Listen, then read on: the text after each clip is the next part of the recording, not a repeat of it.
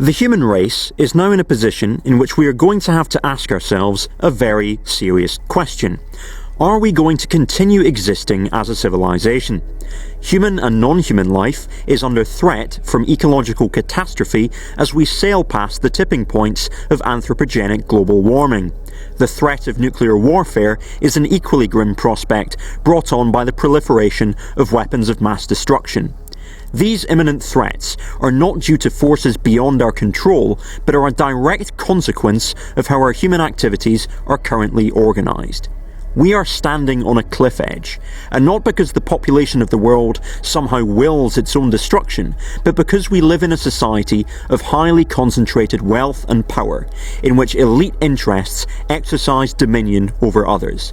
In many areas of life, there exist social hierarchies, in which people are ranked one above another in terms of status and authority. Because these hierarchies limit the scope of human freedom, they should be challenged to prove that they are legitimate, and if they fail to prove their legitimacy, they should be dismantled from below and replaced with horizontal organisation. This video is a critique of these hierarchical systems. Capitalism.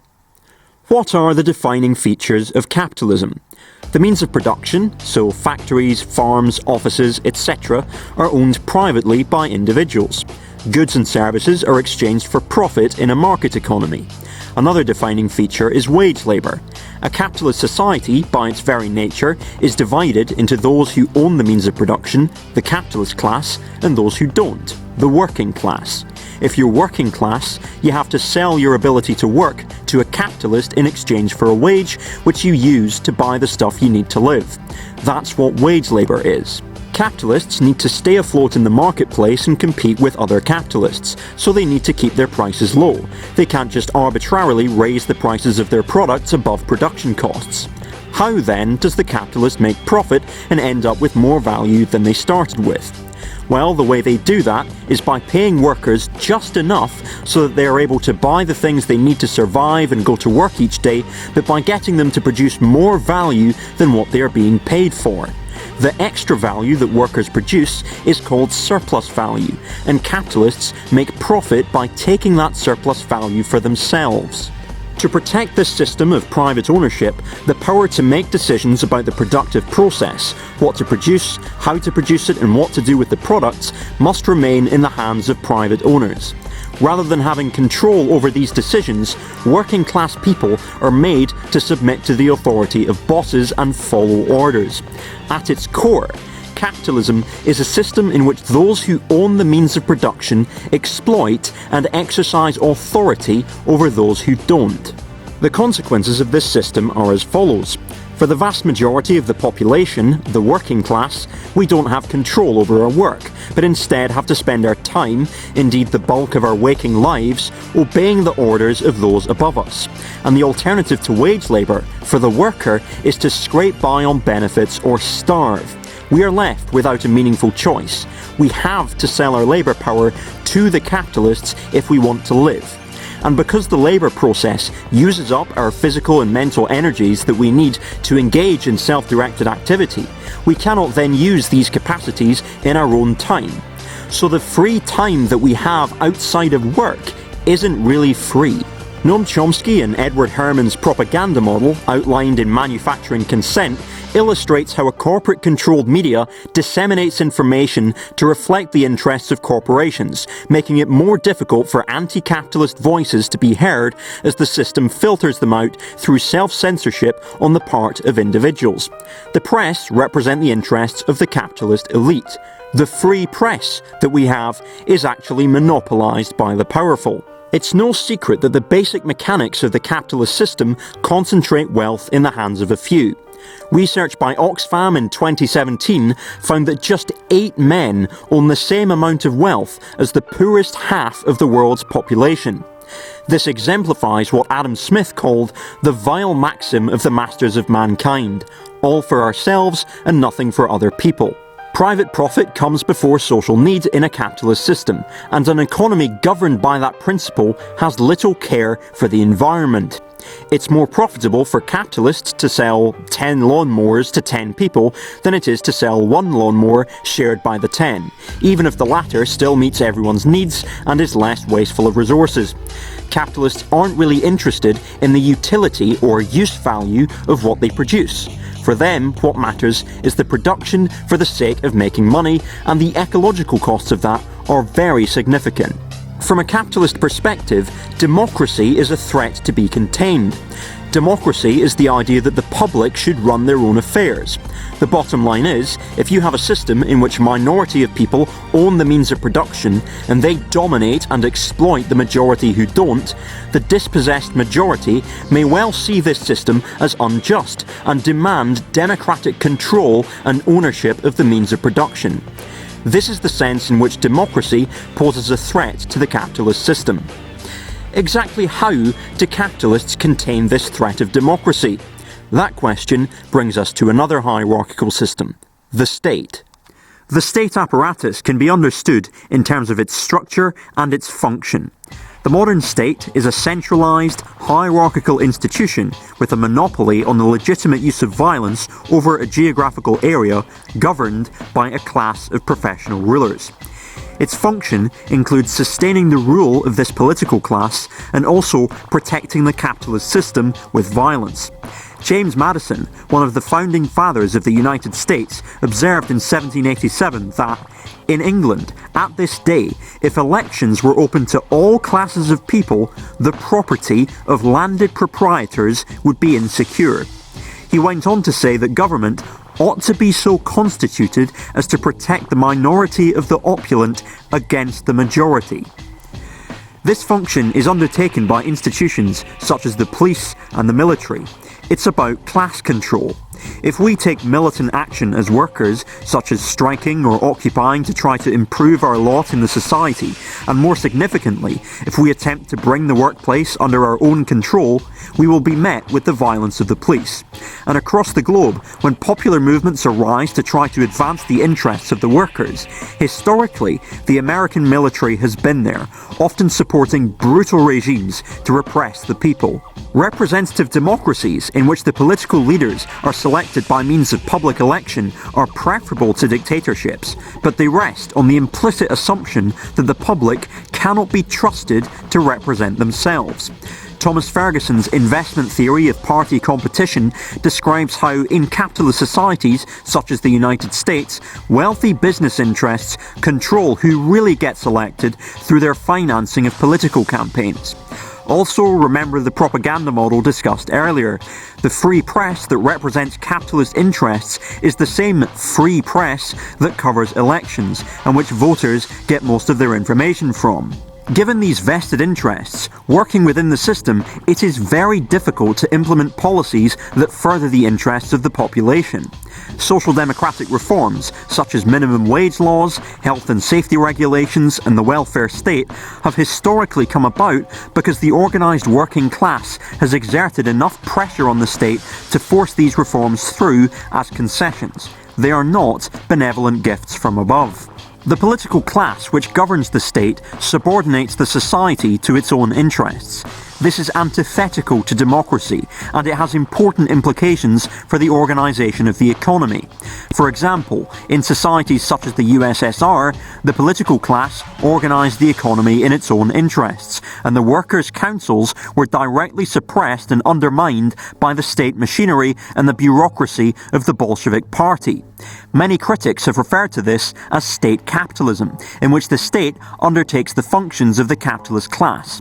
State capitalism illustrates how the authoritarian left's project of taking state power ultimately failed the working class in the 20th century. The fact of the matter is that the state's primary enemy is its own population.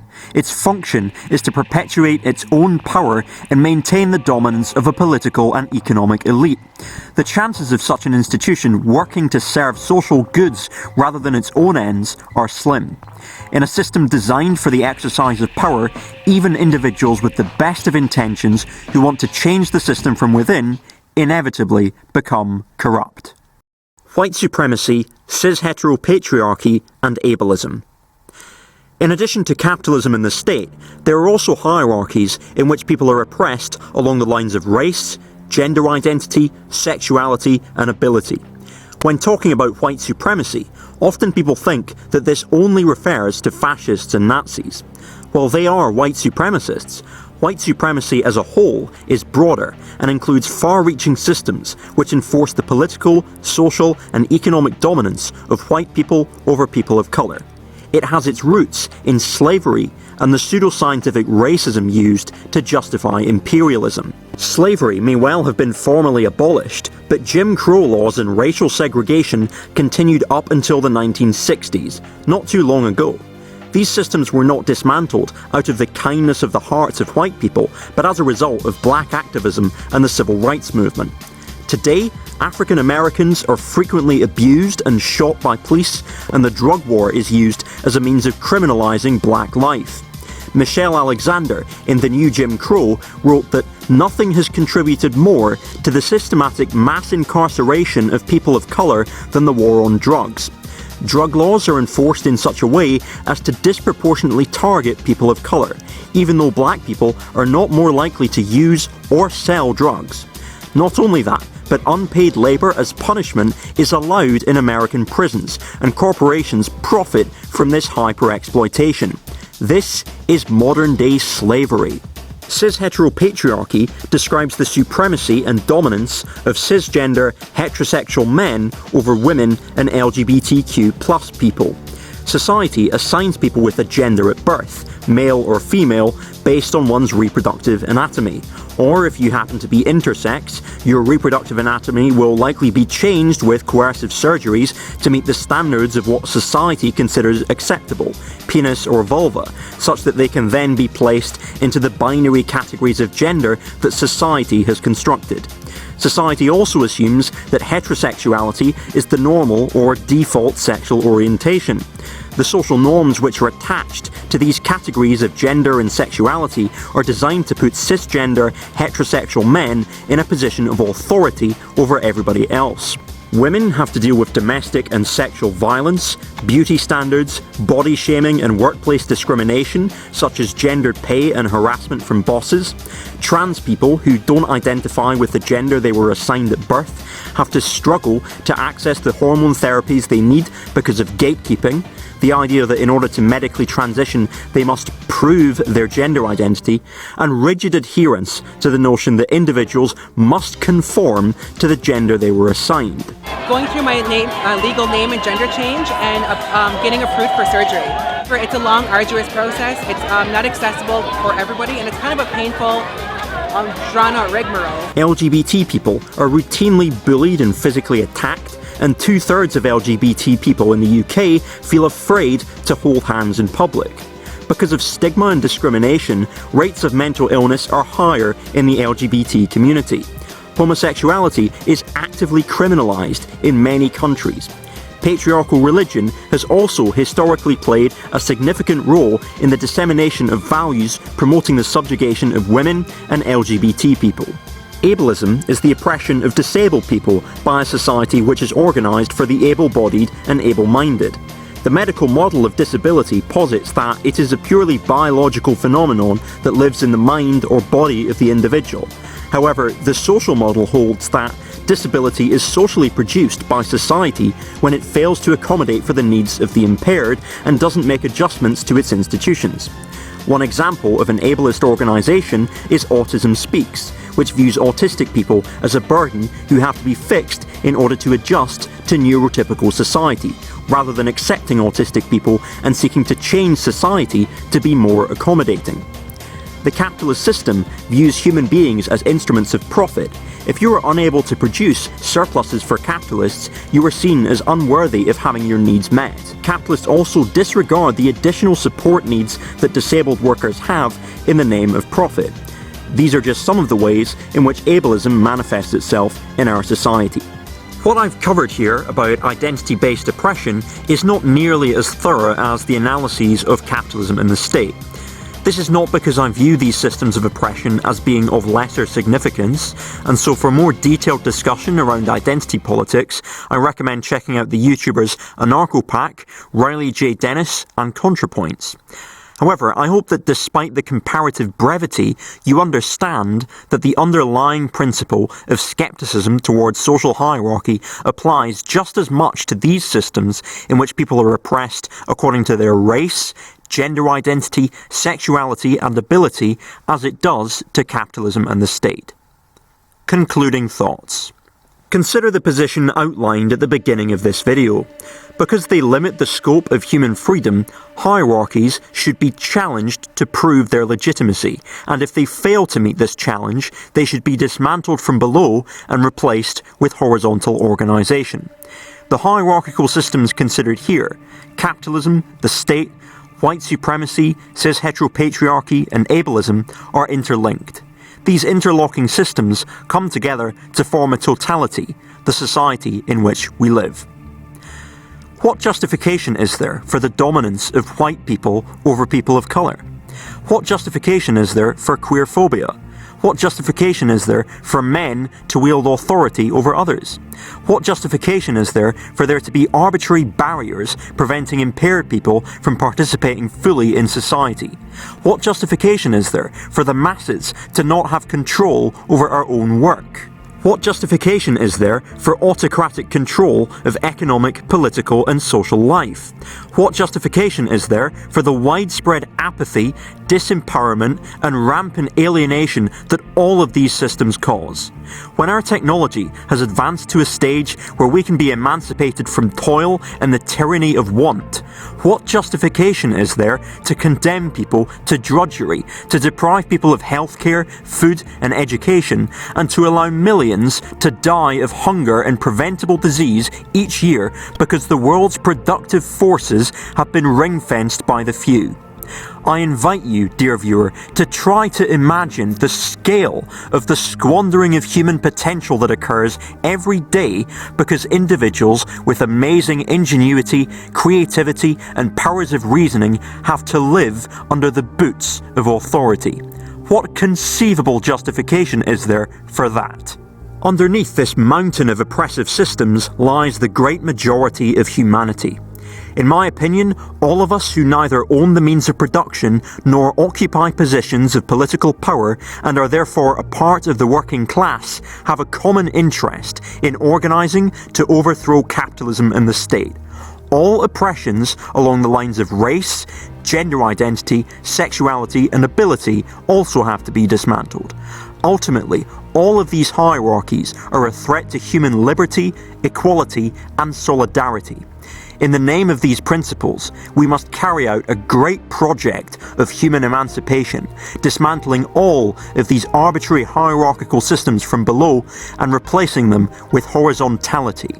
This is anarchism.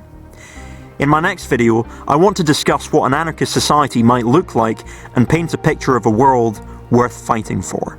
Many thanks to my contributors on Patreon, Brandon Haukus Tischer, Comrade Dr. Fraser Crane, Deviath Fur, Flagburner, Google Hushabye Valley or I'll Give You a Swirly, Jack Bryant, Joe Martin, Marty, Michael Norling, Patrick Gordon, Richard Pearson and XXX Swagmaster 420 XXX.